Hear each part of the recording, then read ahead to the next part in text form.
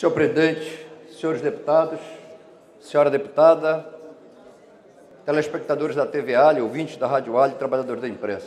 Senhor presidente, primeiro registrar que estou apresentando um requerimento hoje no sentido de dar garantia ao acesso à população do Médio Amazonas, desde o município de Itacoatiara até São Sebastião, porque a estrada M10 está intransitável.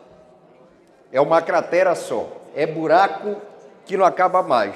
É inaceitável que essa população sofra e os motoristas já não aguentam mais. Estão perguntando se alguém que é responsável pela manutenção da estrada tem alguma sociedade com loja de serviço de amortecedor e suspensão de carro. Inclusive eu, ao retornar no domingo do município de Itapiranga, a peça da picape soltou, deputado Carlos Alberto, e alguns parafusos frouxos, porque você desvia de um buraco e cai no outro buraco. Então, senhor presidente, estou apresentando um requerimento e pedir também a limpeza da estrada, bem como a sinalização horizontal e vertical, haja vista que essa estrada está colocando em risco a vida das pessoas que trafegam todos os dias, seja com destino à capital ou com destino a algum município dessa região.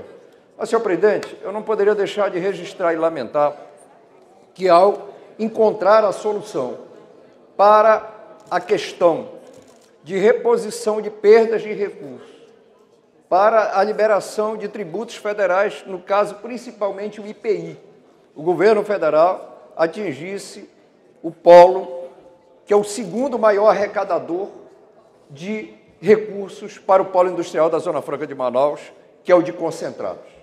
Entendo que o governo federal erra, e erra gravemente, ao ferir um programa que, inclusive, está na Constituição, que é o Programa de Incentivo Fiscal, haja vista aqui a Zona Franca de Manaus. Então, eu entendo que é chegada a hora, senhor presidente, dessa casa também não se omitir, mas dessa casa se posicionar em relação a isso, porque ele poderia fazer de uma outra forma, no sentido de atuar direto em todo o refrigerante, mas não em parte disso incidir direto no que diz respeito ao que é produzido no polo industrial da Zona Franca de Manaus, causando inúmeros prejuízos a produtores de Guaraná, a trabalhadores deste polo, não só na cidade de Manaus, como em todo o interior do estado, e cito aqui a região do Baixo Amazonas como um todo, do Médio Amazonas, do entorno de Manaus, do sul do estado do Amazonas, que produzem tanto a cana-de-açúcar, mas principalmente o produto do Guaraná, que são diretamente prejudicados pela decisão do governo federal, este governo que já é ruim do ponto de vista político, mas que com certeza penaliza um segmento tão importante para o estado do Amazonas. Mas eu não poderia também, senhor presidente, deixar aqui de me manifestar sobre a greve dos ônibus.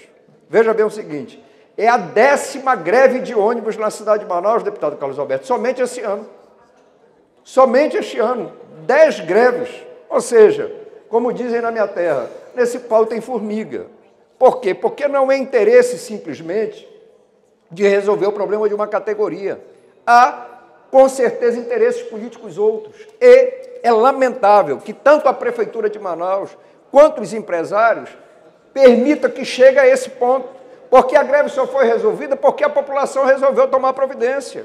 Porque se não tomasse providência, os ônibus estariam parados hoje, causando inúmeros prejuízos ao comércio, causando inúmeros transtornos às pessoas que têm problema de saúde, atrapalhando o calendário escolar, que já está prejudicado também pela greve dos professores, prejudicando o acesso de estudante à universidade, causando um prejuízo que a cidade de Manaus não precisa na área do comércio.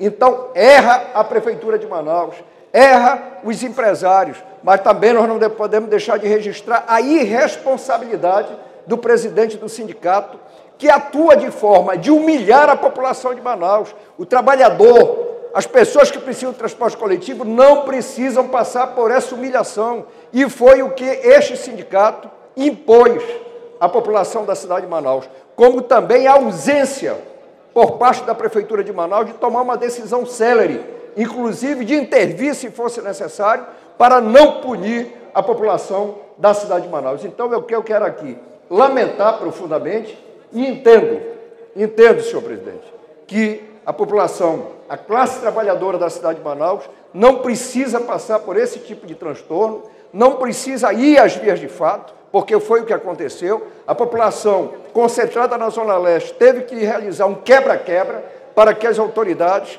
tomassem uma providência no sentido de acabar com o movimento e voltar à tranquilidade e garantir o direito de ir e vir de grande parte da população manauara e, com isso, restabelecer o acesso das pessoas àquilo que elas têm de direito. Era o que eu tinha a dizer, senhor presidente. Muito obrigado e um bom dia a todos.